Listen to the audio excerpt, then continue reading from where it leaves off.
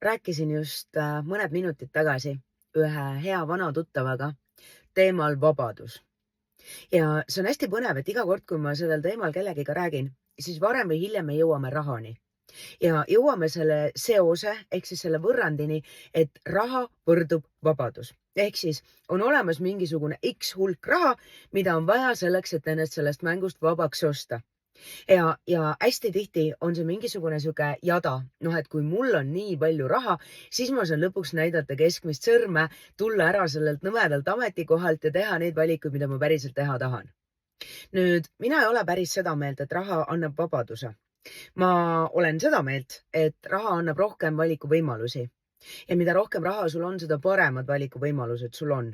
Aga jällegi, mida rohkem valikuvõimalusi sul on, seda rohkem on sul ka vaja võtta vastutust.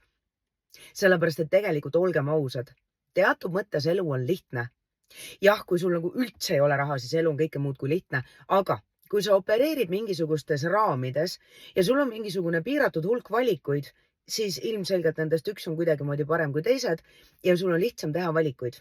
Ja mis tähendab seda, et mida rohkem sul on raha, mida rohkem on sul valikuid ja mida rohkem on valikuvõimalusi, seda suurem on ka vastutus.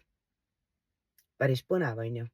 Nüüd, mis puudutab vabadust ja mind täiega huvitaks see, et kas see kõnetab sind ka, aga minu meelest suurim vabadus on tegelikult langetada endast lähtuvaid valikuid. Ehk siis suurim vabadus on otsustusvabadus. Vabadus ilma igasuguse hirmu või välise validatsiooni või süü või häbita valida seda, mida sina tahad valida. Mitte küsida luba ja mitte pidada aru ja mitte karta seda, mida keegi teine võib selle kohta arvata.